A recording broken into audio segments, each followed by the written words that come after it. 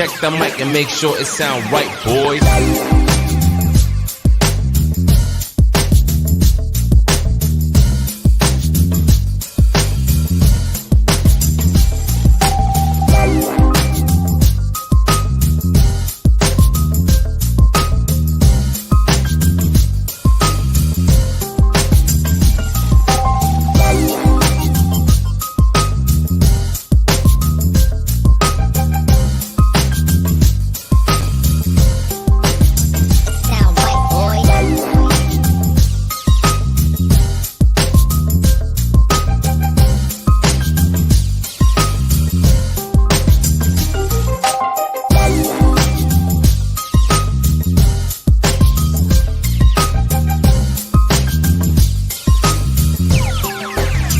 Sound right, boys. What's up, Hobo? Howdy. So we're back on a Thursday. Yes, we are. Yep. I feel like I'm forgetting something. Well, you were up pretty late. You had your first solo StreamYard for a long time. Years. Well, actually, yeah. So who's on this week? I don't even know. We got our friend Joe from Everett BBQ. I think I talked to him last night. I like his, I think he was on your thing pretty late. You guys are going to be pretty fun tonight. Falling asleep. I'm just going to sit here and not say a word the rest of the show, okay? Yeah, I like his videos. He's always got like this funny spin to everything, dances around a little bit. But yeah, it's going to be pretty cool. And for his charity tonight, 10% of every super shot goes to the Cooking Cop and Babe, Josh. So his Fund the First link is down below as Strong Like Josh. So 10% of every super shot goes to that. Every time there's super chat, we'll take a drink, including our guest, Joe, I'm sure. I'm making a new rule. What's the new rule? I'm not taking shots from the bottle directly for less than $20. I'll take a drink, but I'm not taking a shot. All right. That's a new standing rule after last week. Yep. Oh, and also, we still have the thing going on, I think. I haven't tested it. But whenever there's a super chat, the light behind me, that strip, will turn whatever color the super chat is. Sweet. So we'll see if that works. Fancy. But yeah, so we got Joe from Everett. Do you have anything else you want to say before I roll this little clip? I had something, but I'm going to save it for next week. For next week? Yeah, it was a big surprise, but I didn't want to just slap you in the face with it. All right. You sure? I'm positive. All right. All right, everybody.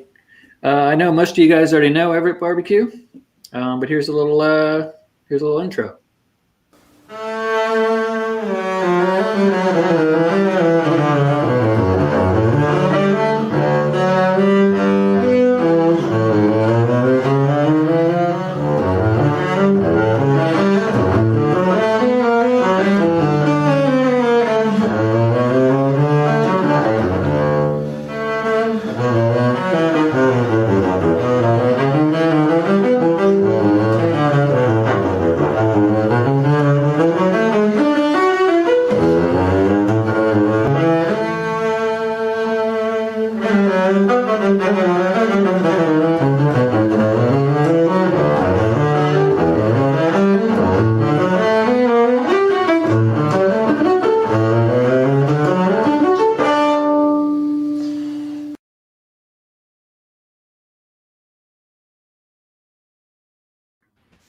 That was a pretty cool intro.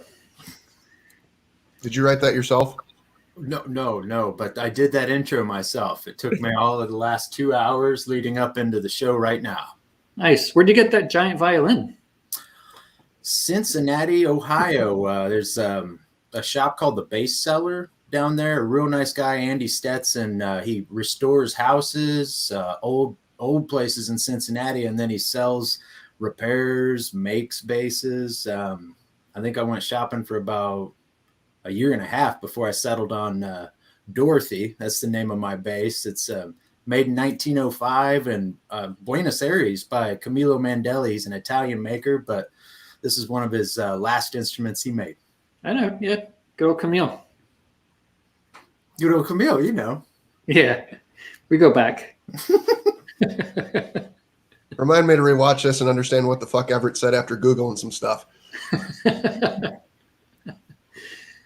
All right. So we got the same kind of layout we've been doing. We're just going to kind of hang out and just talk for a little while. And then at some point, we're going to run the hot picks of the week. Now, I'm here to tell you, nobody's sending us pictures of the cooks for hot picks of the week. So you got to go to bbqhotseat.com. There's a contact there. Send us pictures of your cooks. Let us know what the video link is, and we'll include it. Do they have to have a video, or can it just be a picture? Just a picture. But I mean, we link to the video they made. If you don't have one, that's probably fine. But the whole trick of it is we're trying to get people to spread out and check out other people they may not know and watch their videos and subscribe and stuff. One more time. Like that. Then you had itchy nose. So yeah, and then at that point, after that, then we'll take some questions from the chat. Starting out with 5 minutes with Keith. See, I'm disappointed. I feel like if I would have known that nobody was sending stuff in, I would have like microwaved some pizza rolls and sent it in, and I would have been on. That's right. Or melted butter. Oh, you've already done that. All right, Everett, let's get this started before I fucking run it off the rails. So, how'd you get into the bass playing? Oh, well, just kind of like a lot of people through my school, you're required to pick band, orchestra, or choir. I was already playing a little guitar.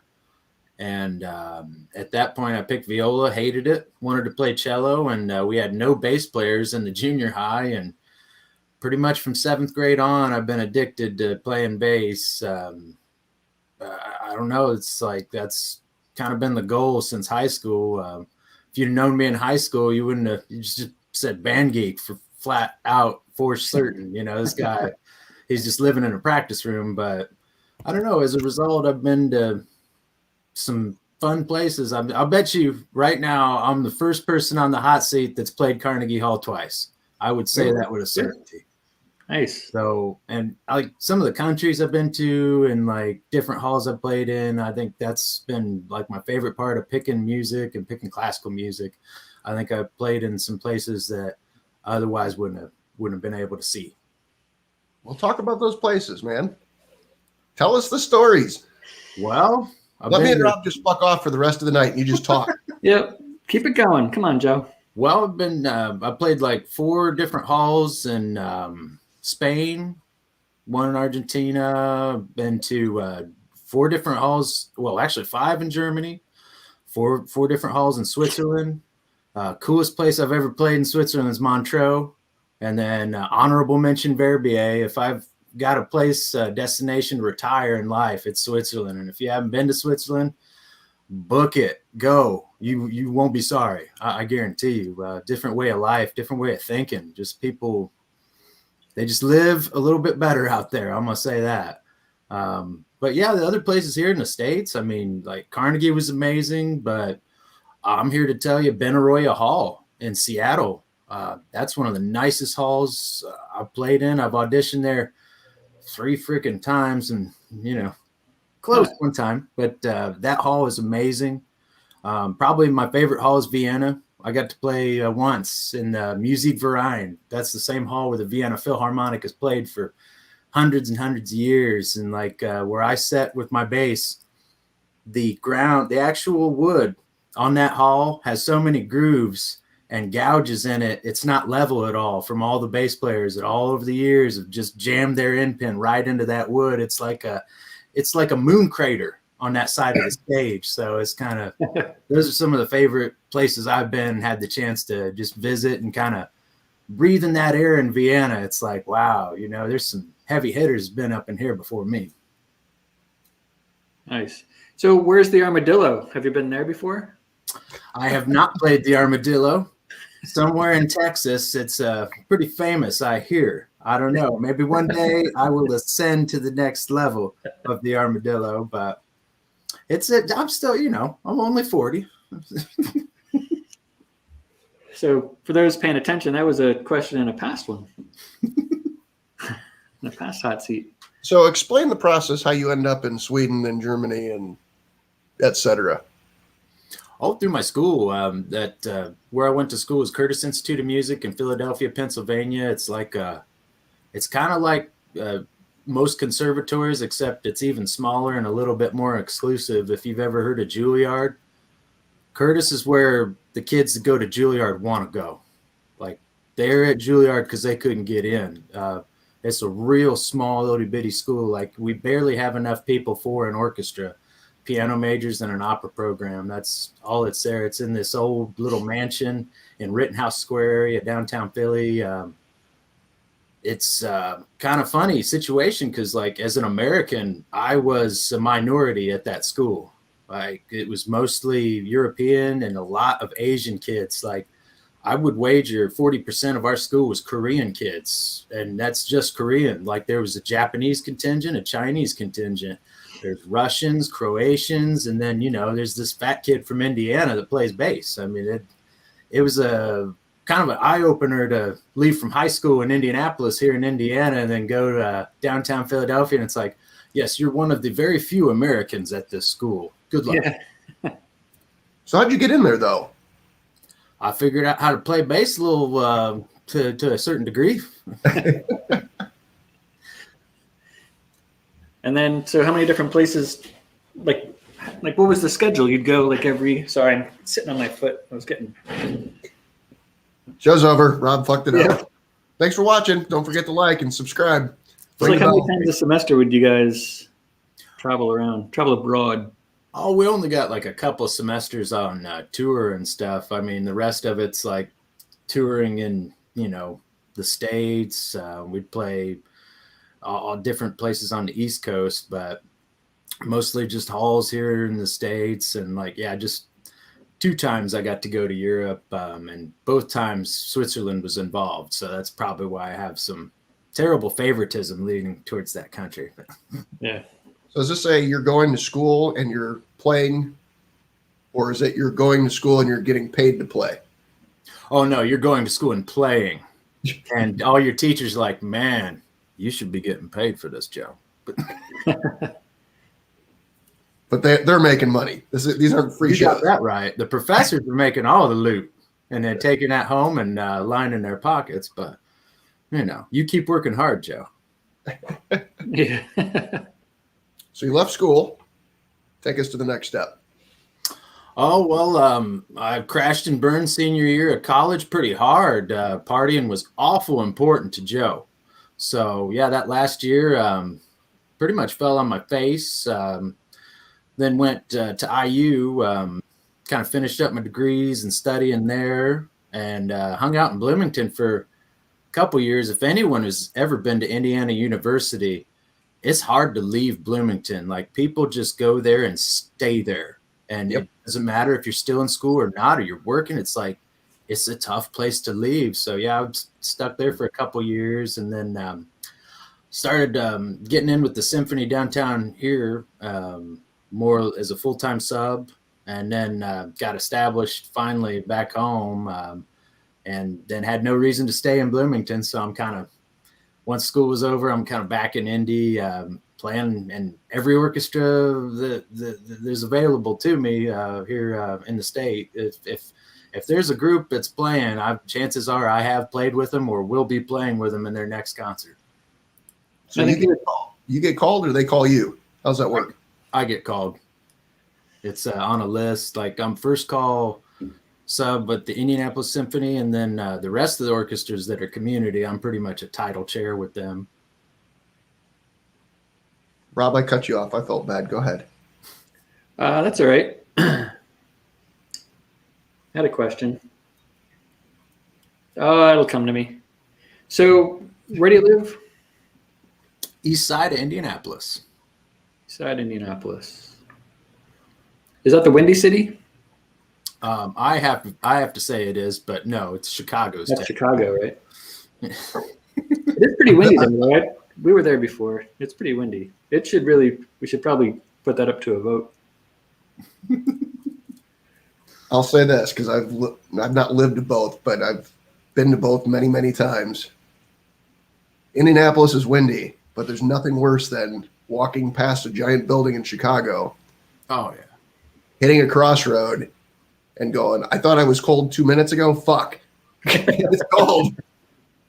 That wind just cuts through you with all the buildings. I think it happens in a lot of downtown areas like that. Philly was the same way. There's just certain street crossings you're walking through, and it's all of a sudden you're just getting blasted on, and it's a difference of 10 feet. Mm-hmm. All the buildings, it just like tunnels through the middle of them, like through in between them. You got to find that corner to hang. All right, so now that we've been through the music side, let's get to the food side. How'd you get into the barbecue cooking world? Same as a lot of people on YouTube. I watched this fella named Hobo microwave some butter, and I was hooked. I was hooked from that day forward. Is this going to become a weekly running joke now? Couldn't resist that one. I think it's like a lot of people, you know, you're having people over for a barbecue or you're grilling for a bunch of people, and it's like, oh man, you know, I saw this video such and such, and he does ribs like that. And I think it was like the third video my buddy's telling me about. I'm like, you know what? That guy's video sucks. I could make start talking smack, and then it's like, well, you know, it's a whole lot of talk until you actually press record. And yeah, I think it was like, I don't know how many cookouts it was in a row, and my brother's talking to me about it. And then I started, I think, watching a lot of people on YouTube, and you reach out to them and they're like, dude, just go out and do it. Like, you should try this. And yeah, I got to credit Harry Sue. He definitely gave me some encouragement. If you like, just get out there, turn the camera on and do it. It's not that hard. And it is hard. But he was right. Like, it's you just got to start. Right. So I just got a message from Leprechaun. He said, did you know the chat's turned off? I wonder if that has to do with that thing where I made it whatever age appropriate.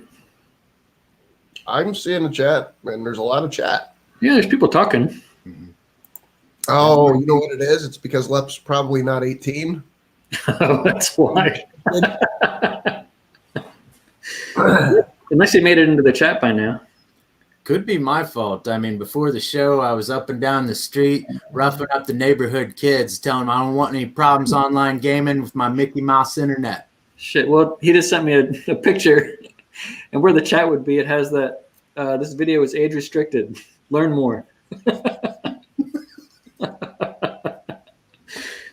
Oh, boy. Click on the learn more, and you'll figure out how to turn it on, I feel like.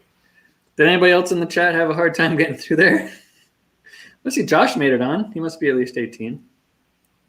So, because I know Josh wasn't here. Everett, who are you donating your super chats, who we haven't gotten any yet? So it's a fucking sober night for Hobo. Yeah. Yeah, I'm donating to Josh and Babe. That's my decision, or if I had a choice in it. Yeah, you do. The guest has a choice. So yeah, 10% of all super chats go to Josh's Fund the First link.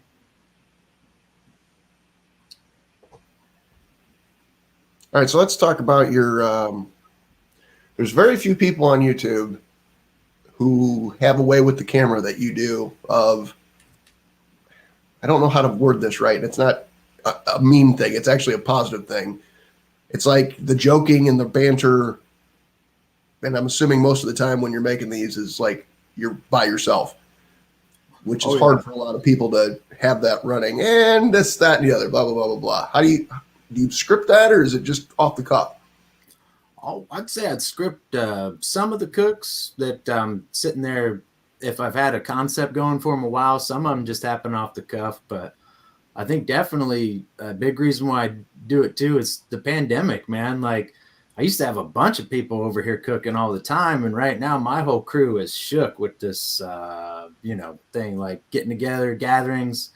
That's throwing a kibosh in it. So it's, to me, when I'm making videos, I want it to be like, hey, you guys are here. You may not be here, but I'm treating it as if, someone's right there. Like, I forget which video it was, but I'm like, doing the spritzer and I've got the door open. I'm like, here, hold this to the camera. And it's like, that's kind of what I wish, my crew was with me while I'm cooking. And I think you kind of have to act like that a little bit. Cause like, I don't know anybody who's sitting there cooking a bunch of meat for themselves, just sitting there. I mean, usually that's what barbecue is, kind of like a community. So I try to make it to where it's, or at least have a feeling as if someone was there watching or hanging out and had about 5 pops in them.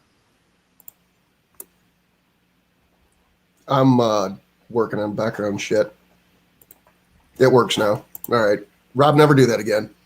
Yeah, I thought it was being a good YouTuber by age restricting it just because we got some cursing and stuff. But then you can't have super shots or super chats. Or LEP. Oh, LEP's in now. Yeah, because I undid it and refreshed it. Woo! LEP's here. When I said never do that again, I meant don't turn off the age restriction, because now I'm going to get fucking hammered by these dickheads in the chat, I'm sure. Why is that? Because now they can super shot. Oh. I think I'm hammered a different way. I'll get that too. So one of the questions from the old hot seat, from the CJ and Kent days, which I always loved, because this was like a thing I would always do. I would look at somebody, be like, who do they look like? Who would play them in a movie? And that was my thing. Like at work, I'd be like, he looks like Bill Murray, or this or that.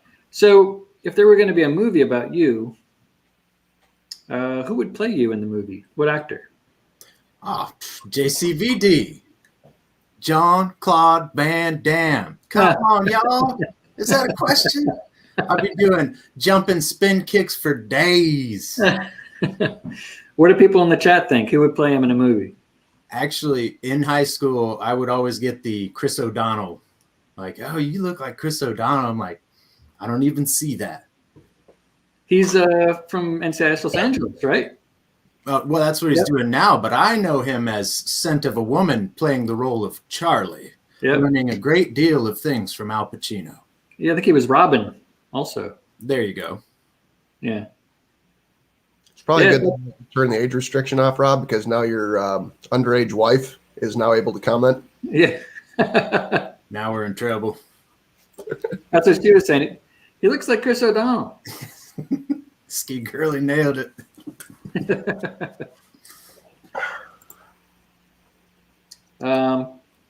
So let's get back, with the cooking stuff. Who else did we get? Nobody else put any guesses. Napoleon Dynamite. I could move like John Hader. Oh, I thought Keith was making an answer. I don't think Mrs. Broomowner has the hair for Everett's look. So cooking. What's some stuff that you cook that you don't video, but you cook it so much you probably already videoed it before and didn't want to do another video on it? Well, I tell you, a lot of what I cook is not off the grill. Like just about every other day, if not 2 times in a row, Valencia salad. That's like my favorite thing to eat. Spring mix, mandarin oranges, quinoa, goat cheese, almond slices, and usually lemon vinaigrette. I think I stopped listening when you said goat cheese. Ring the gong. You're gone. I forgot avocado too. Got to have that avocado in with the goat cheese and the almond slices. And you got to get toasted almond slices. Chat, toasted almond slices. Welcome to the vegan, non-GMO, no MSG hot seat. So Steven from Steven Jacqueline, he's in the chat posting up some links so everybody can find out more about Everett BBQ. Got all those links going. They're also, if you missed those, they're also in the description below. See, I didn't know that was. I didn't look. I just thought Steven just stalked the shit out of our guests and then just did it on his own. He might do it on his own. I'm not sure if he knew that they're in the description or not, but I appreciate him putting them in the chat there. It's good times. All right. So cooker wise, what all shit you got? Yeah. Well, my favorite cooker right now is the Dynaglow offset vertical smoker. It's the wide body model. It's probably the reason I've got most of my hits. I think a lot of people are thinking about buying that because it's in their price range, and I got a lot of cooks on that thing. To me, that's my favorite rib machine. I don't know. I'm debating which is my favorite brisket machine, but yeah, I love that Dynaglow. I've got a Masterbuilt Gravity Series, the charcoal, the gravity fed burner. It's the 560 model. And then Weber kettle. It's a Master Touch, the 22 inch. Weber Smoky Mountain, old muchacho. Sorry, the kettle's name is Karen. Dinah's name is Dinah. The Masterbuilt's name is Chaz Michael Michaels. And then I got an old charbroiler. It's just a barrel. It's like, man, I think that thing's like 13, 14 years old now. And I basically do seafood on it. I think that's my arsenal of 5, my family of 5. Do you use briquettes or lump? Oh yeah, I use both, but it depends on the cooker. Like that Masterbuilt, I like to just use briquettes with it, just for the consistency on that gravity fed. And I think the lump kind of gets too hot in that hopper box. So, but it all depends to me, like outside temperature. If I'm below freezing, then I got to start with that Dynaglow. I got to start incorporating lump. But with the Webers and that porcelain on there, those are mostly just charcoal for me. Oh, Griddle guys, super chat going on. And as you can see, the light behind me changed. It still works. So that little website y'all talking about actually works. Woohoo! I'm assuming it's Chris. Whichever griddle guy, like I feel like anytime you put a super chat in, I need to know which griddle guy. I'm betting on Chris. He's my spirit animal. That don't count. This bottle has one of these fucking dumbass things that you can't get into it. Oh, that's a governor for you, Hobo. You made Yeah. I Got the heater in there. I probably should have kept that in. My bad.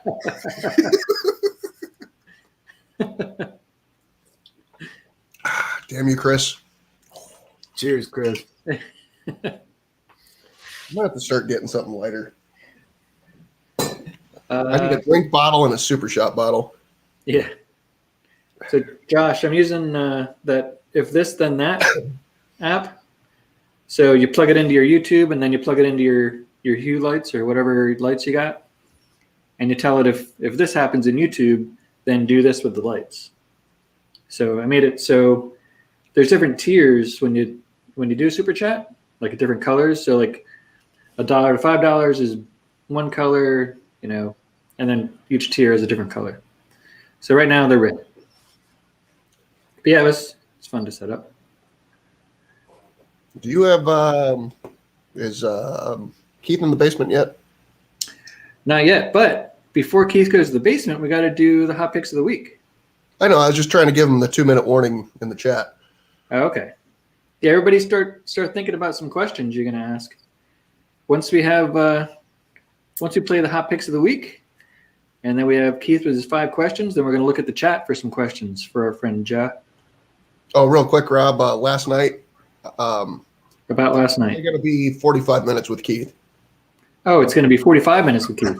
Yeah. All right, here we go. All right. So out of those, what's your favorite outside cooker there? It's between the old kettle and the Dynaglow right now. All right. Well, here. Let's do this. I'll name a protein, and you tell me where you're going to cook it outside. Steak. Oh, kettle. Yeah, without a doubt. Got to sear. Got to get high temps. Chicken breast. Probably. Well, see, then I'd go with the Weber Smoky Mountain on that one. Love Like chicken that. in the Weber Smoky Mountain. Okay. All right. Fish, tilapia, or like some kind of. Old Mr. Sizzlesworth, he gets all the seafood. That's his business. All right, burgers. Where are burgers going? On the kettle, without a doubt. Yeah. All right. I guess that's probably enough. I just want to know how all Check these. Hang on, I got to ask this question: how did all these fucking kettles get their or cookers get their names? Oh, well, some thought went into a couple of them. Like Muchacho, I went down to, I forget where the fella lived. It was east of Cincinnati. So I drove about, I don't know, an hour and a half. The guy was getting rid of it for like 110, and it's an 18.5-inch Weber Smoky Mountain. So I drove down there, and I'm thinking like, wow, what year is this? And you can kind of search on the little, there's a 2-letter code on every Weber. You can just look and like it'll tell you exactly what year. So it turns out it's like a 2012 model, and I'm like, that's kind of old. So I thought the irony of naming it Muchacho would just be, spot on. And then, well, Dinah was already named. I mean, Dinah Glow. And then I'm gonna put some Dino ribs into her in the next video, and just be like Dinah, Dino, Dino, Dinah. Karen the Kettle, that was just named. And then one of my favorite movies of all time that everyone hates is Blades of Glory, and Will Ferrell's character in that movie is Chaz Michael Michaels. You talk about the term spirit animal. Chaz Michael Michaels is my spirit animal. See, I like that movie. I love Blades of Glory. It was a good one. Oh man. All right, a couple other questions. Brisket. Oh, that's going on the kettle now, and I know Dinah's gonna spite me for this one and hate me for life now, but like I'm really getting into the fat cap up on the kettle with that kind of heat. I've liked the way the brisket cooks like that lately, because in Dinah the heat's coming from up on the bottom, so I got to kind of cook fat cap down, and it makes a great brisket, and I get an awesome bark on that smoker. But like, I don't know, there's some magic happening in Karen when I put a brisket up in there. That's all I do know. Well, how about pork shoulder? Are you going to put that in there too? Yeah, that's kettle all day now. All right. Now, you didn't mention a couple of them. What are you cooking those? The Masterbuilt, it's like, it's falling out of favor. I'll just say that. And I forget, I think it was Brew Crew put it up in the chat. He's absolutely right. Masterbuilt's an awesome cooker when it turns on or when it stays on. Like there's some electronics that have been kind of questionable with that. I got a great deal on that daggone thing, like Walmart clearance $200, I think it was, and that thing should be for $500 or something. So that's the only reason it's in the yard. I just couldn't pass up the deal, and I do like the versatility of it, but man, that thing is it's a little bit of a death trap. Like I think it is an unsafe cooker in some respects, and then also it's just, yeah, there's some electronic aspects of that I don't mean to be throwing shade on Masterbuilt, but I have had some difficulties with that Gravity series. Huh. You should reach out to Tommy from the Gallery Backyard Barbecue. He might have run across. Yeah, I know he's got a few of them. Yeah, he's got big Masterbuilt guy. I think he's got a Masterbuilt group on Facebook or something. Mm-hmm. But I bet they could probably help you out with stuff. So, Daddy Dutch Barbecue wants to know. Oh fuck, Rob, can you send Keith the link to the StreamYard? Oh shoot, yep. Sorry about that, Keith. But anyways, I'll take over while you got that. Kent wants to know what you'd cook tofu on. Just a frying pan. If I cook it. Nothing wrong with Wait a minute, you can't fucking eat kale and shit and just dismiss the tofu. I gotta hold your feet to the fire here, my friend. I'm mostly about grains, man. I don't eat a lot of tofu. I eat quinoa, couscous, farro, like that's some rice sometimes, but like, yeah, if I can get a big old mess of farro or quinoa, I'm a happy camper. All right, Keith. I sent it to you on the Facebook. You've just fucked his eyes out. There's no way he's gonna be able to do that. He's What's gonna have you're saving me from Keith's questions. Just put it in the chat, Rob, because there's no way that Keith's going to be able to. That's a lot of clicking for him. Yeah. All right, we are going to have people come on here one at a time as well, but no fair hopping in until there it is. Until we say everybody hop on. All right, so you want to run the picks of the week, and then we can open it up to the. Yeah. I was going to find it. All right, everybody. So every week we comb the internet for awesome cooks when people don't send them to us on bbqhotseat.com. And these are the 3 that we came up with this week. Here we go. If you don't know these people, go check out the videos and tell them we sent you.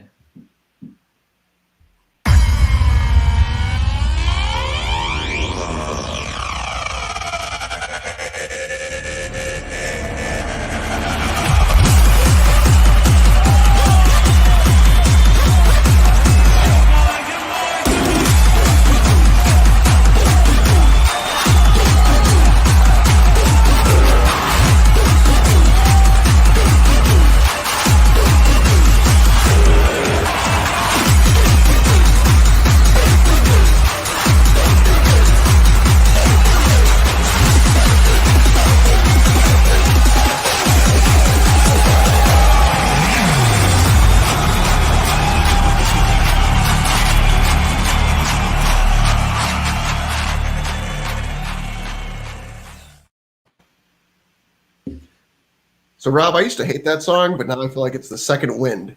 It's awesome, right? Once my energy starts dipping and I'm like, oh, here comes this.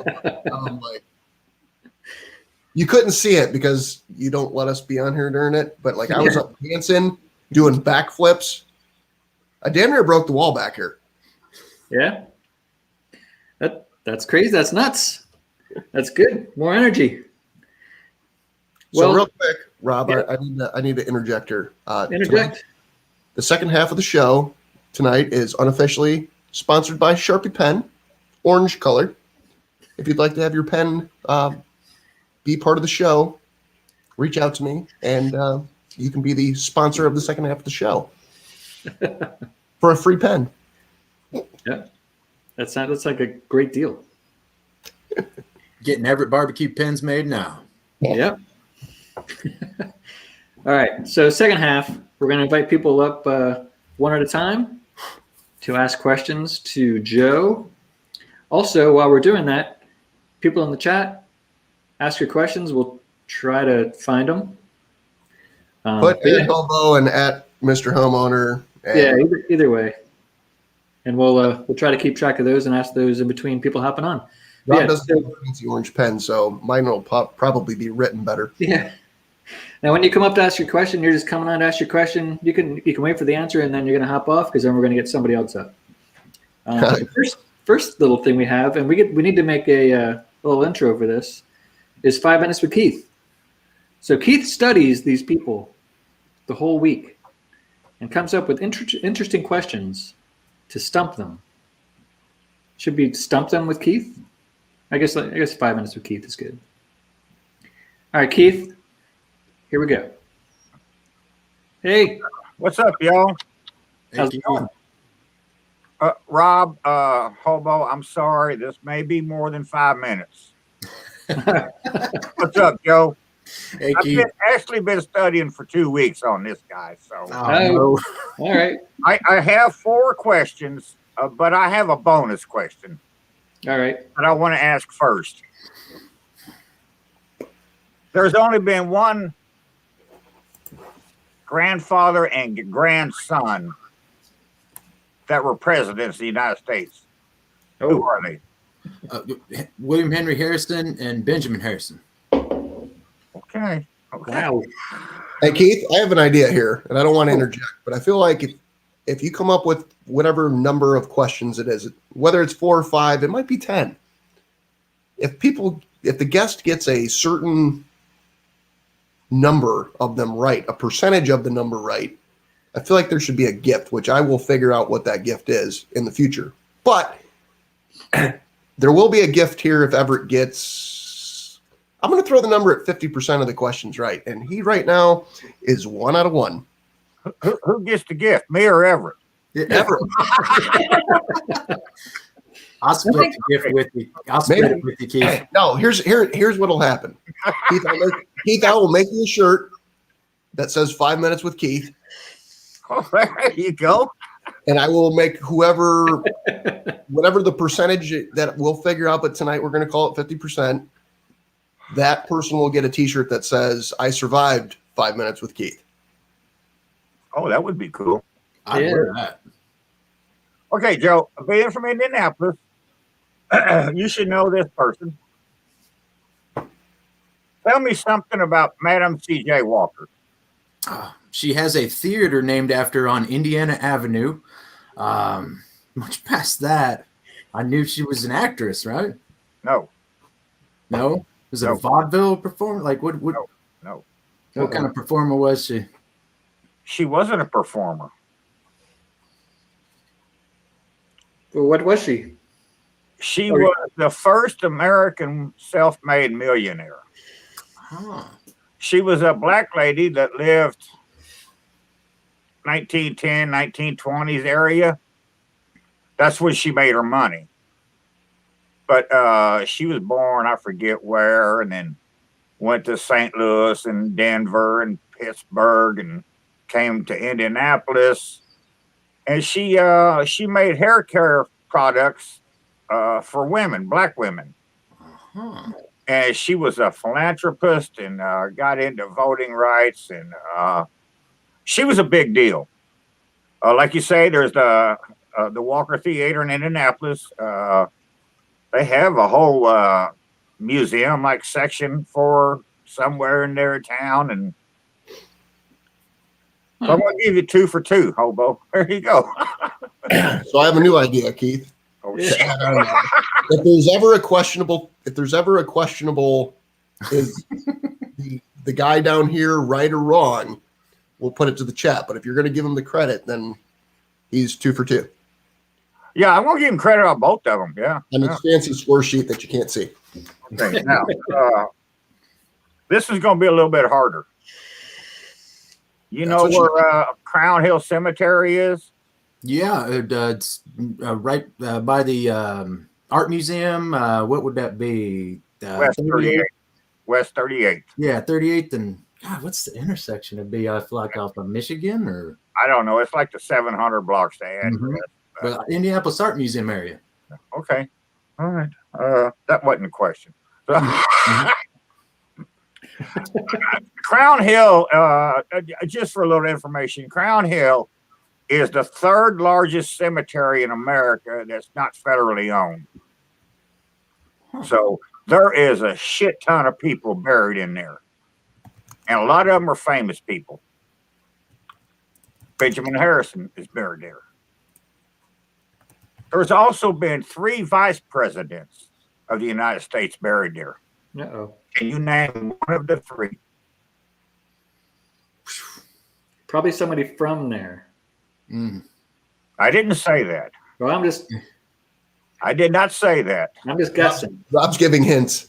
Well, I don't know the answer. I'm just assuming. Rob wants Everett to go 4 for 4 or whatever the number is and just knock Keith's dick But no, in response to what you said, Rob, I didn't look it up, but possibly one of them could be. And Joe will know what I'm talking about later. So, All right. Yeah, I've Grover Cleveland. fuck you. I'm going to give you no, I'm going to give you half a credit on that one. Because, he was a president. Ah, Oh, did we say vice president? Oh, His vice president was Thomas Hendricks. okay. You've heard of Hendricks County. Yeah. Oh, I yeah. wonder if that's where it came from. I don't know. I'm just saying. But yeah, Thomas Hendricks. All right. If you're going to play that game, then name 2 other presidents who had their vice president buried at Crown Hill. wow. Yeah, man, I wish I had a lifeline right now. Somebody's Okay. trying to text me. We wasted enough time on it. Thomas Marshall, he was the vice president for Woodrow Wilson. Ah, And then Charles Fairbanks was the vice president for Teddy Roosevelt. Okay, so far you're 2 out of 3 with a partial credit. Is that like 2.2, 2.3, 2.4? I'll give him 2.2. I just Okay, now we're going to get into classical music. One of these you should know the answer to. Hey, just a reminder, everybody start asking questions in the chat as well. And somebody hop on in the basement pretty soon here. Mozart lived from 1756 to 1791. You know who Mozart is? Wolfgang Amadeus. Okay. That sounds awesome. Approximately, how many works did he come up with? God, it'd be what's the Kershal number? Doggone, it'd be in the 500s. 572-ish. Man, I'm off. You're close, but I'm going to have to give you a fail on that one. Oh, did he go over? He came up with 600 plus. Yeah, considering he only Close to lived to like approximate, 30 though. years old. Yeah. I mean, it's better than like 24. All right, so we're going to go to the chat. Is 572 approximate to 600? Either yes or no. No, because No, it's 600 plus. Yeah, And plus, he's a classical music student, and this is Mozart. He should know this. He knew half of the vice president answer, so I mean, this one should be an easy one. This should put you at 3 and give you the win. All right. There was an Austrian that lived from 1732 to 1809. Oh, geez. Back when Keith was a kid. Yeah, he went to grade school with him. Yes. He's known as the father of the symphony and the father of the string quartet. Papa Haydn. Is it Joseph Haydn? Joseph. Yeah, Joseph Haydn. Yeah. Yeah. Nice. Ding, ding, ding. There you go. So you went, I survived 5 minutes with Keith. I'm just glad I didn't go 0 for 5 or 0. I got the first one and I'm like, phew. Yeah. I'm like, damn, man. You did good, dude. Jesus, I'm going to have to give you the best so far. Yeah. I was waiting for Keith to ask me what's the coolest bar downtown Indianapolis. I was going to say Slippery Noodle, without a doubt. That's still there. Yeah. Oh, yeah. Is Well, it? I don't know how they survived the pandemic. I haven't been there in a few months, so I'm hoping they survived because that's the best spot for live music. You want to – I've got a buddy from New Jersey. He comes in every year for the NFL Combine. He has to go to the Slippery Noodle at least twice that week. He loves the place. Just loves it. Okay, one question. I'm leaving. All right. What famous gangster is buried in Crown Hill? Is Dillinger? Is he? Wow. John Dillinger. Yeah. See, us Hoosiers only act stupid. Yeah, right. Oh, our shit, man. That's right, Keith. We study up in Indiana. I'm gonna say that. Yeah. All right, I got to pull my YouTube back up so I can finish watching you guys. All right, Keith. I feel like Everett shirt might say I bitch slapped 5 minutes with Keith. Right now. Yeah. I survived. Just survived. He did get a partial out of each one, though, didn't he? He's at, according to my marks, he's at least 4.2. Yeah.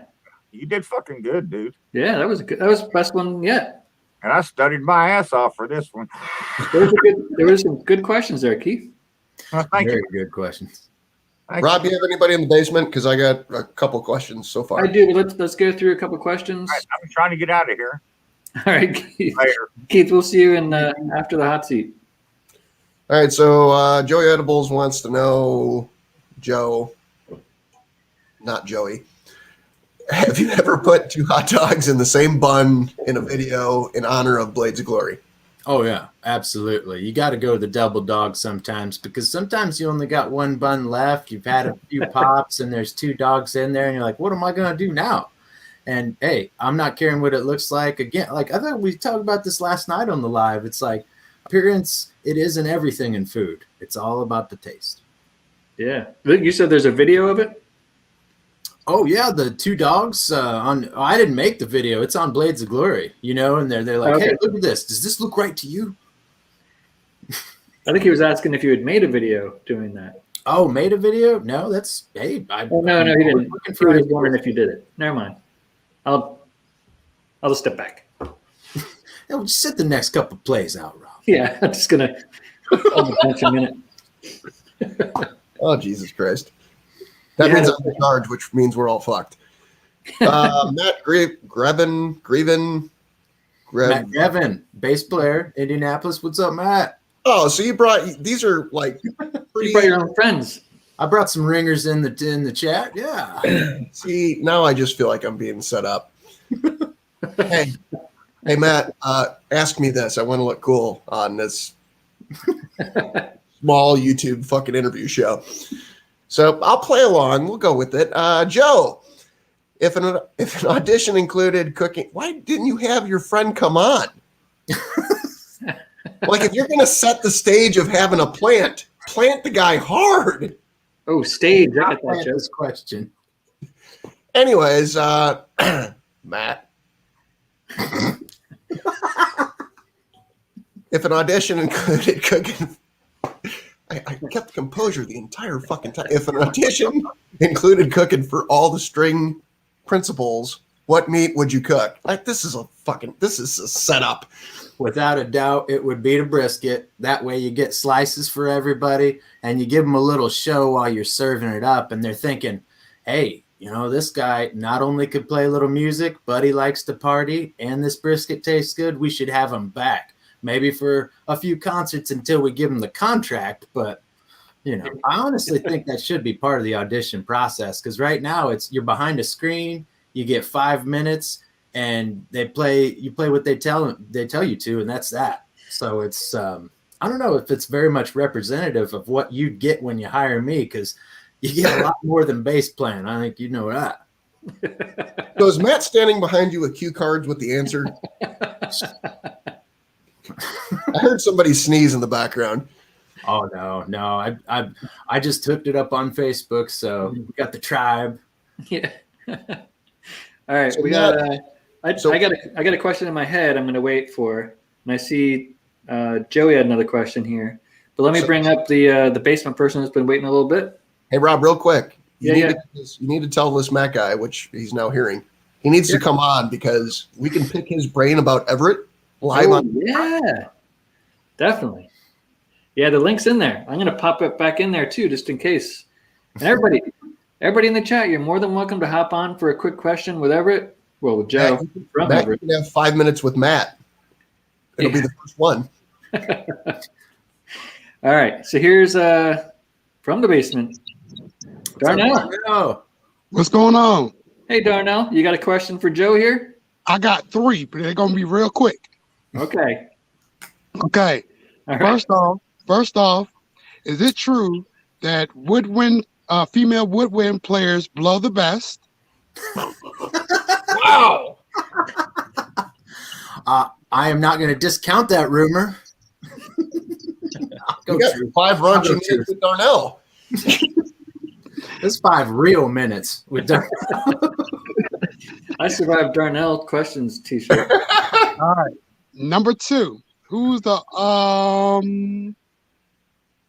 all-time best quarterback for the Colts? Actually, you know what? Let's scratch that question. Carson Wentz now. Let's scratch that one. Let's scratch that. Where did the Colts originally start? Oh, Baltimore. Okay, good. Mm-hmm. Okay, who's the all-time best quarterback? I'm gonna have to go Peyton, even though like it pains me to throw Johnny U under the bus, but to me it's like Peyton changed Indianapolis. There's a reason there's a statue of that fool in downtown. You know, he's like, it's just an accountability measure. Like, you know, when Tom Brady shows up in Tampa and everyone's like, oh man, I better button my shirt right. I'm like Tom Brady's over there. It's the same kind of impact that Peyton. Before he arrived, the Colts were just another also ran team. and then all of a sudden, it's like, yeah, he's such a different kind of cat. I respect the heck out of that guy. All right. And my last question is, what is the first university in the state of Indiana? Go. And I went there online. Did you go to Valparaiso? No. I know the answer. Oh shit! What would be the first then? So it's not Indiana University then. Nope.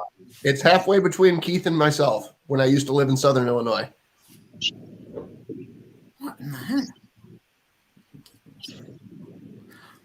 You stumped me on this. Was It begins with a V.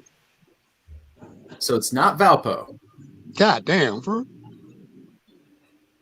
What am I missing? V. Go south 2 hours into the Illinois. Vincennes. Vincennes University. Oh my goodness. That's where my dad went too. I feel a fool. I feel a fool. You got me, darn. I should have been asking questions. Hey, but look, I got 4 out of the 3. I got 3 out of the 4 questions right that Keith asked. I'm out, guys. I answered the questions in the chat. You go back and verify. Oh, I saw. Yeah. Pace. All right, man. You the man, Darnell. I'm not dumb as I look. All right, so Everett, Brian S., because you brought it up, and I've literally been staring at this. Have you ever been to Valparaiso, Indiana? Have not been there. Joey Edibles wants to know, rate your break. I'm just literally going. I've not pre-read these. Rate your breakdancing skills on a scale of 1 to 70, with 70 being the highest. Fractional answers are acceptable. That's good because I'm about a 0.25. 025. Yeah, poor dancer. But when that picture music cranked up for the 3 picks earlier in this, Oh, yeah. I was feeling it. Did you do a spinneroonie? Oh no, just that standard white dude fist pump. All right, so I'm assuming this is Griddle Guys Chris, who's going to ask. This is why he's my spirit animal. It's the dick question. Who had the best chicken parm in the collab?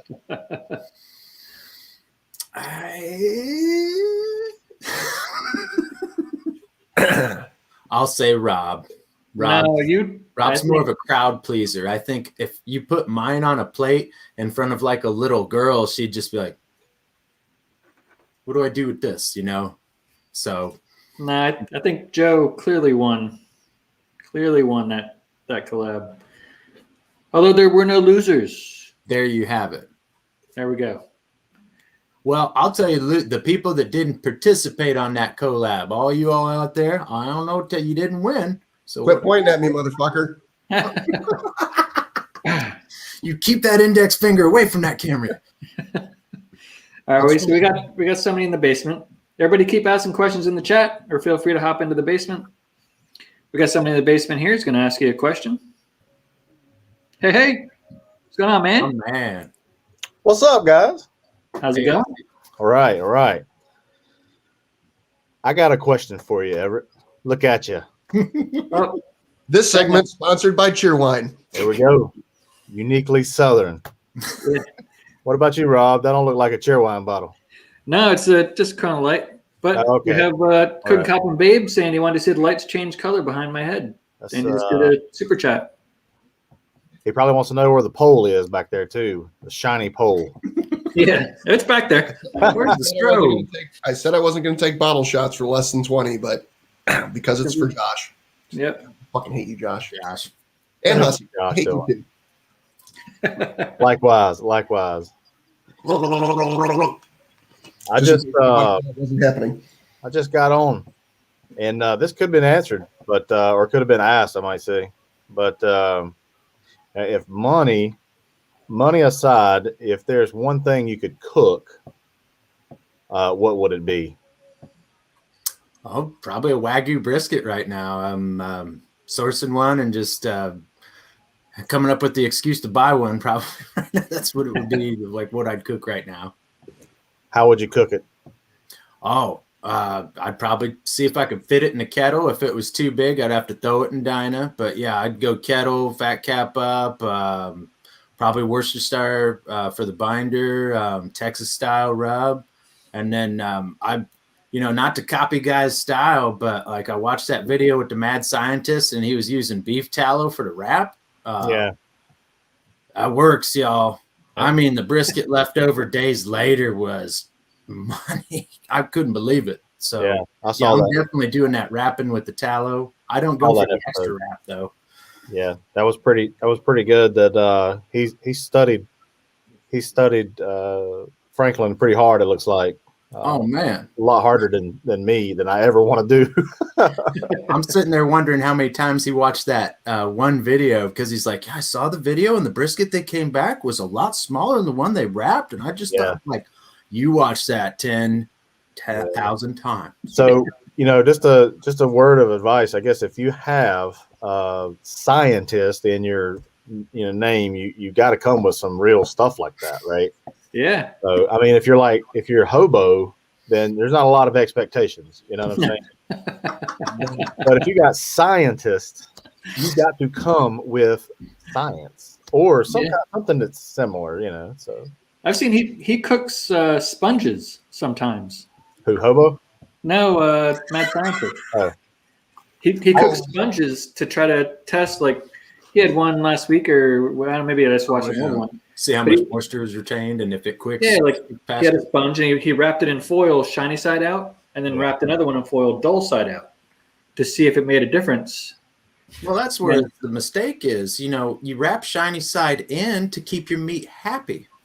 So it could look at this position. Well, it didn't make a difference. Yeah. Well, you got to ask the sponge. Yeah, the sponge is probably happier. Shiny side in. It's kind of like asking SpongeBob something, I guess. Yeah. That's all I have. I just wanted to come on and say hello to everybody. Well, thank you. I gotta get a gig ready to roll, so I'll be hopping off here in a minute. All right, man. Hobo, not any like nudes late at night again, okay? That last other night was terrible. Yeah, but what's weird is you say that, but on the text it said Hungry Hussy liked your image. I mean, it's all good. I mean, I don't want you to feel bad, because I'm that nice of a guy. I mean, that's a true it looked like a Vienna sausage wearing a turtleneck, and I was like, "What is that?" Hey, are you at 100,000 yet? No. But tell them it was the equivalent of the foot-long sausage or the foot-long hot dog you guys cooked the other night. In case there's any single women listening, you can at least be a good wingman. After it was cooked, it was only 6 inches.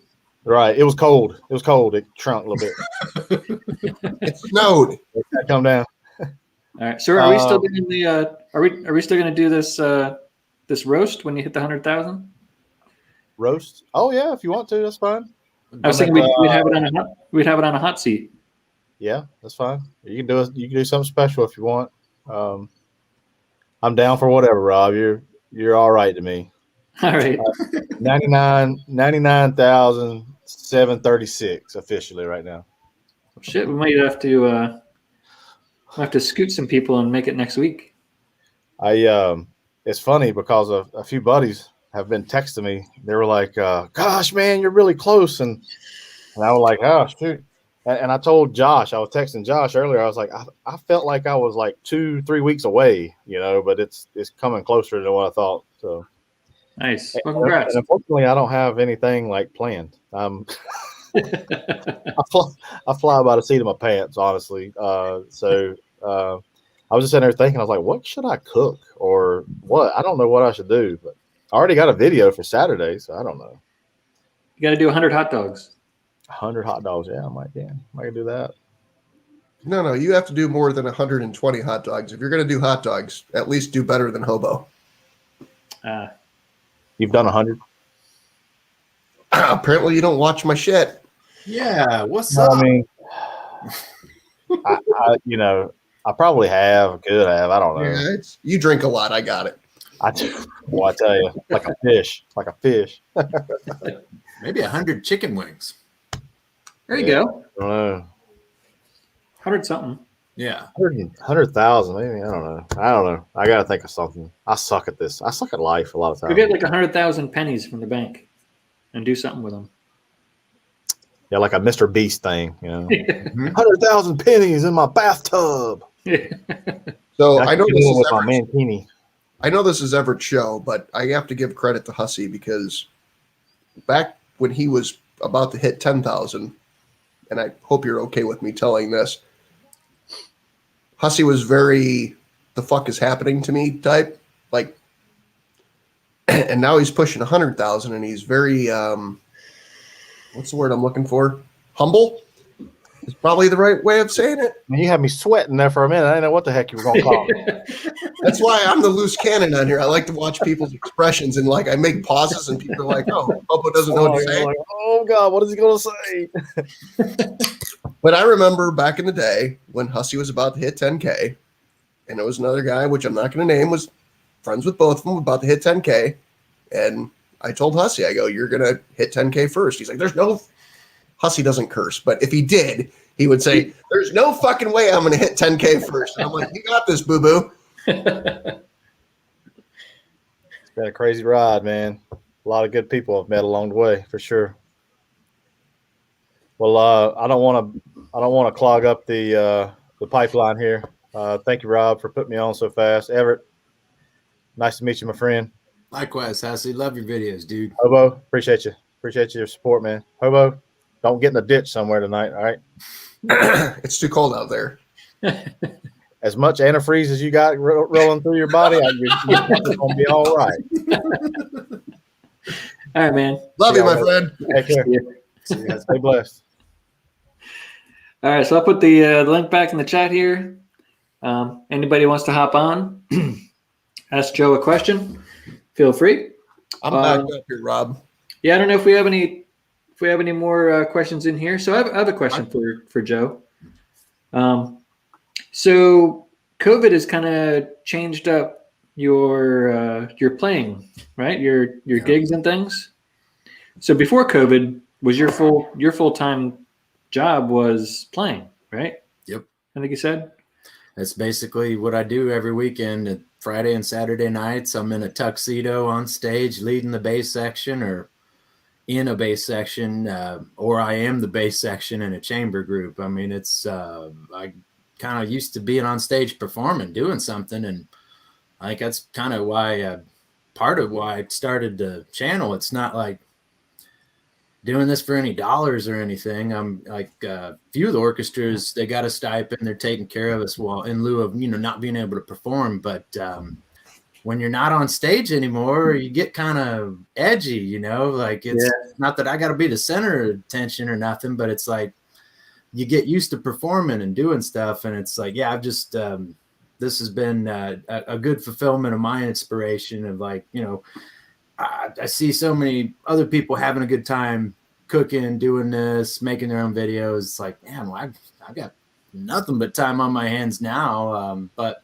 fortunately, it's starting to like break through a little bit. I'm really eager that spring's here, weather's turning, because I think there's going to be a lot more opportunities now for like outdoor concerts.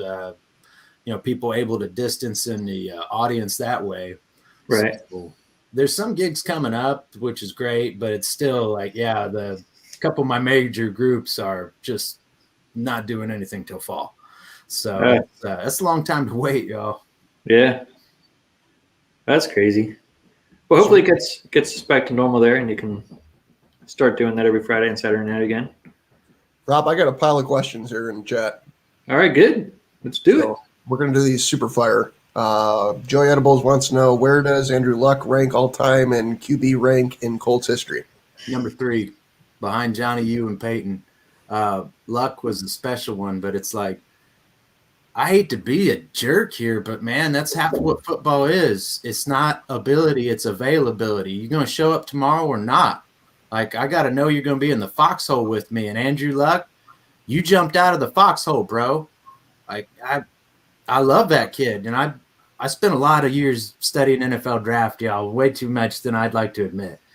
that is one of the best I've seen since, like, it dates back to Elway. You look at Luck from Stanford, he's catching touchdown passes. He's running it in. He's running people over. He's got the entire playbook. And then you talk to David Shaw, his coach, and he tells me, oh, well, we've got the playbook, and then we've got the dumbed down playbook, and then we've got the Andrew Luck calculus playbook.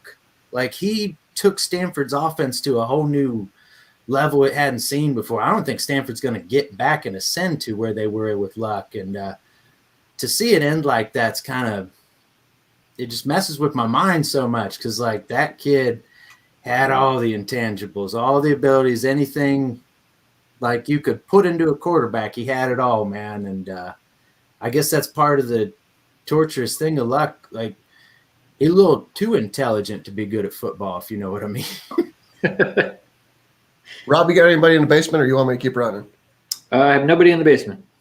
Matt Grevin, get in the motherfucking basement. That's Getting called out, Matt. Joey Edibles, top 5 all-time Colts running backs. Lenny Moore, number 1, without a doubt. You got to go back to the Baltimore days. Lenny Moore even fashioned himself out a career later as being a receiver. That guy, unprecedented the versatility he had. After that, I'd go Joe Adai. Not Joe Adai. Edgerrin James, excuse me, had my names mixed up. Edge was just a stud. And you want to talk about versatility. He could move the pile. He was aggressive, but also, you know, you talk to Edgerrin James, you didn't think he was all that smart and bright, but day one, you talked to Peyton Manning, he picked up the playbook like that. There was no missed beats, and all of his teammates would say how intelligent that cat was. So I got to go Edge. Number 2, I guess you got to give it to Eric Dickerson, even though he was drafted by the Rams. But, you know, people say Eric Dickerson's kind of, you know, full of himself or something. I met the guy twice. Super cool cat. You know, hey, when you're ED, 6'3", running a 4.3, I'd be full of myself too. So, you know, anybody that says something about Dickerson, it is what it is. The guy could play. So I think he'd be number 3, and that's probably a discredit since, you know, he holds the record all time for yardage in a season, but that guy was talented. And then, yeah, I'd give, I'd probably throw Joe Adai in there. And heck, at this point, I'm gonna give the rookie a shot. JTTTB, Jonathan Taylor tailback, that kid from Wisconsin that the Colts just took. I think he's got a chance to be special. Cool. So Griddle guys say they're in on the roast of Hussey. You should charge admission for that. I mean, that is going to be money. I heard that. Griddle guys are in on the roast. They say they are. I'm Wondered, like, you talk. I was. No, I'm like 5 minutes behind in the chat, and I have to scroll slowly, or else it'll go to the bottom. Well, I don't want to speak out of turn, guys, but if Jason Cleveland posted one in there that's real important to me, and I want to just answer like inspirations of my channel and who inspires me to cook. Was it a family? Was it my father? And Jason, you nailed it, dude. My dad, he real simple guy on the kettle. That's all I'd cook on. But I swear he did slow and low cooking before it was even cool. I mean, he didn't even know what he's doing. But he didn't do it on purpose. He just didn't have enough charcoal to make it go fast. Oh, no. The purpose was, Rob, he wanted to fix in about 6 or 8 beers before he ate his pork chops. So he just slow and low. We get a few pops in. It's like, okay, I'm ready to eat now. I'll just sear this thing in. And sorry, guys, it's taking me a little longer than I thought.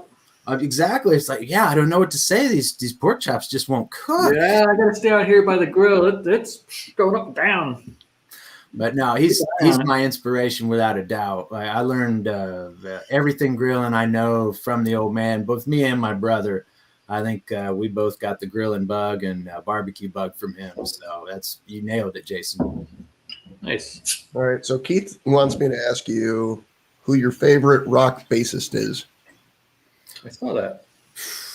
Man, that is a tough one to pick. I'll probably pick Geddy. I'll go Geddy Lee, big Rush fan.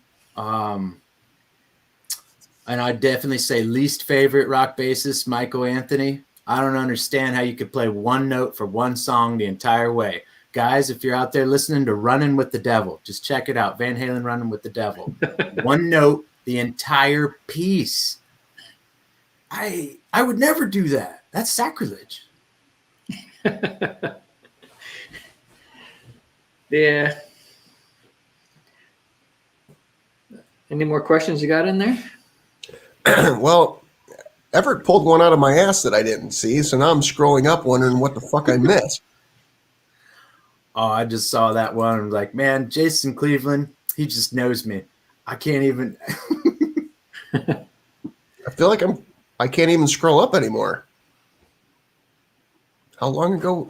Maybe I'm not getting the questions. I'm caught up. Huh. What the hell, people? You got questions for our friend Joe here? A little rough there, Rob. They can take it. Well, should we wrap it up and see everybody in after the hot seat? We've done our time. I think so. I think everybody ran out of questions. I don't get my Mount Rushmore. Dang. Oh, yeah, you can do that. You can do that. I always let Rob like get to the point where we're wrapping it up, and then I try to ask one or two more questions because it tends to have the chat go, "Oh, here's 7 million questions that we decided we want to ask at the last minute." All right, you go ahead. Let me come up with a question. Everett, if you had to make your own personal Mount, actually, I have like 5 questions here. Your personal Mount Rushmore, who would be on it? You're not allowed to say, which I know you're a smart man and you're not married, and you don't have kids, so this will be easy for you. Dmitri Shostakovich, without a doubt. Giovanni Bottesini, who composed the piece I played at the intro to this, greatest bass player known to man, Giovanni Bottesini. Vincent Lombardi, and then probably James Jamerson. That'd be my 4 people. James Jamerson, if y'all don't know, is the MoTown session bass player for all the famous tracks of Motown that was cut at Hitsville in Detroit. That guy has been on more hits than you would be willing to believe me if I told you. Like it's basically every single hit from Motown. That's the guy playing the bass for all those. He's legendary. So I'm going to give you a modified Mr. Mega Fred Zeppelin question.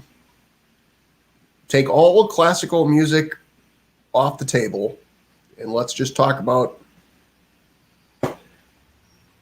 every other type of music, favorite bands, etc. We already know you play an instrument. We don't need to go back through that. Favorite band? Or just favorite bands? Keep it less than 35. Queen. Queen's all time up there. When you got a band and the lead guitarist is a physicist, he made his own guitar, and then the lead vocalist just went to school for design as a self-taught pianist. I mean, this, you want to talk about a unique group. And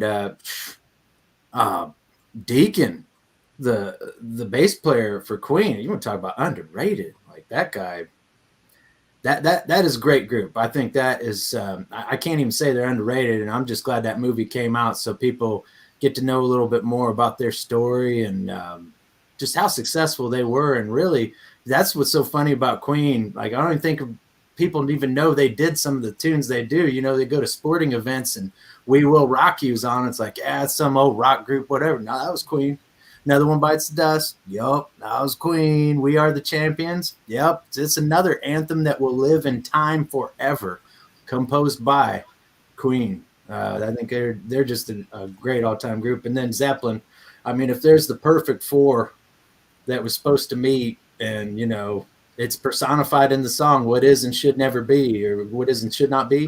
It's like that band should not have gotten together because that is just too damn potent. Like that drummer, that guitarist, and that front man, John Paul Jones, like that's pretty much, I think that's about as good as it gets, rock music. I mean, I'm sure there's other bands and other arguments you could have, but Zeppelin, that quartet, that's four exceptional individuals that got together, and it's a time and place in history that I think that's another thing that, to me, Led Zeppelin, that will last forever. Aliens will later listen to those songs, go like, man, and humans, they're pretty dumb, but this music was fire. Yeah. Nice. So I want to give a shout out to CJ in the chat. Hey, CJ. How's it going? Baller in the house. 2 questions. One I need clarity on. But Kent, Daddy Dutch Barbecue wants to know, if you were on a deserted island with Rob, Oh, yeah. which part of his body would you eat? I don't know. Rob doesn't look too heavy. I mean, he looked kind of stringy. So, but anatomy of human similar to a hog. My favorite part of hogs, either ribs and shoulders. So I'd probably, hack off one of his arms, throw the rest of them in a freezer, and just make meals as we go.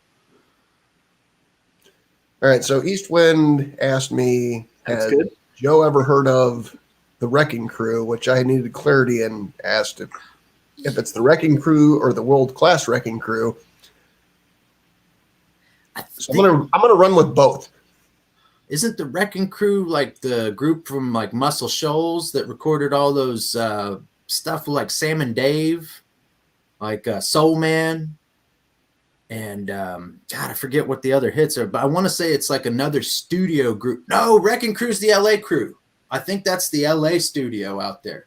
I want to say that's like a group of studio musicians that recorded a bunch of stuff for like, I don't know if it's like Decca or I'm trying to remember the label, but yeah, it's like LA studio musicians that were badass. I may be wrong on that one, but No. I had to do some clerical work here. My apologies. That's all right. Do you know who the World Class Wrecking Crew is? I assume they're a classy bunch. That was Dr. Dre's kind of first rep group. Oh, cool. Rob, I'm out. I'm done.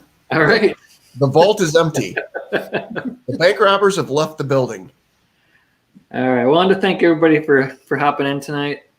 Thanks for the couple super chats we got. Griddle Guys and Josh, Cooking Cop. And actually, 10% of all those went to, or actually tomorrow morning, we'll put them to the find the first link. That link actually is in the description. If anybody wants to donate directly to there, they can do that. But yeah, I had a great time tonight. Joe, it was great getting to know you better. We've hung out on some pretty late nights anyway, so I kind of knew you. But I learned some new things tonight. Is there anything you wanted to say? What? If it was anybody else, I wouldn't do it. But Colin asked Joe, favorite composer. Okay. Dmitri Shostakovich, without a doubt. 10th Symphony, probably my favorite piece by his, but I would recommend quartets 5 through 9. 10's good, but like 5 through 9, it's like a golden section of the 15 he composed. 10th Symphony, 5th Symphony, 7th Symphony, 11th Symphony, definitely my favorites. But the man, there's a reason why he's on my Mount Rushmore. He lived in a regime of Russia where Stalin and the entire party was trying to control his music, control his art, and sway what he was doing. Everything, every note he composed was scrutinized heavily, so much so that he was at risk for maybe being offed, maybe being ostracized. And what's even worse is taking away his ability to compose.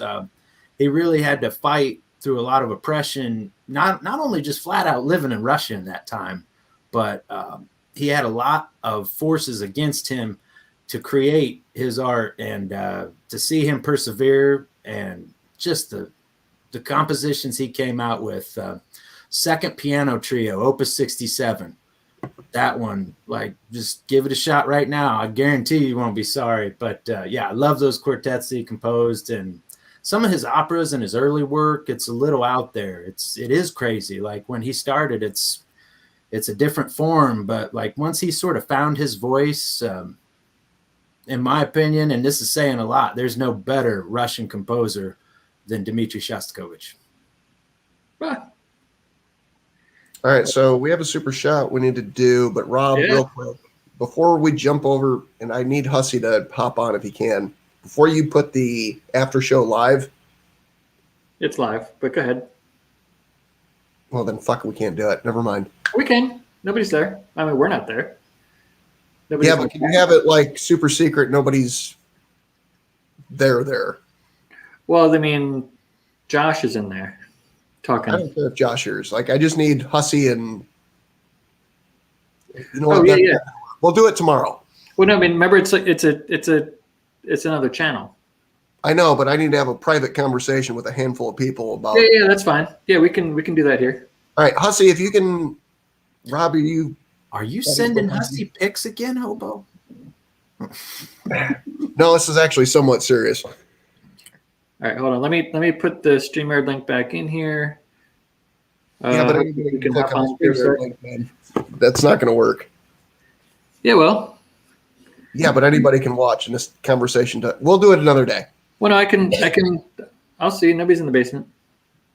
I know, I but I saw what you're saying. Yeah, I got you. Anywho, let's wrap this up. Yeah. All right. So Hussey's probably not sure if he should join or not. I'll just call Hussey here in a minute. Hussey, Yeah. just put yes or no. Can I call you real quick? Say yes, Hussey. I got to piss like a racehorse. All right. Text him and then we'll see. But anyway, Joe, Text Hobo. Love Joe, seeing y'all. I'll he call said him. yes. All right. So Joe, is there anything you wanted to say to your fans out there? Oh, well, I appreciate anybody that clicked on any of my videos or bothered to subscribe, but I love the comments. That to me is great. Just any kind of interaction. Everybody that's replied, I can't thank you enough. It's a blast. I'm going to definitely keep making some more videos, but more than anything, subscribe to these guys. If you're watching this now, you're on my channel, you didn't know anything about Rob or Hobo or Keith or Hussey that was on or anybody in the chat, hit up their channels. There's some excellent cooks out there rapping with it in the chat, and then jumped on here tonight for sure. Yeah. Plus the hot picks. You gotta check those out. I am turning in a hot pick next week. You have to. After this, I'm just sending a pic while we're on after the hot seat. Yeah, go to bbqhotseat.com. Go to the contact us. Send us a picture if you can. I don't know if you can. You should be able to. Maybe that's why nobody has. Maybe there's no spot to do it. No, there is a spot. It just gives an email address. So yeah, send an email with your hot pick of the week. Has to be something you made since today on. Well, it doesn't really have to. That's fine. Send whatever you want. And if there's a video for it, make sure you send the link to the video as well. And we'll accompany that. Accompany, huh? Something you know about. A little accompaniment. Yes, we'll have an accompaniment. All right, so everybody, check out After the Hot Seat. We're over there. And I'll put the link again in the chat here. So you guys just click that link. And we'll see you over there pretty soon. That should be the link for After the Hot Seat, after Everett BBQ. So thanks again, everybody, for hopping in. And we'll see you next week. Well, we'll see you in a minute. You know what I mean?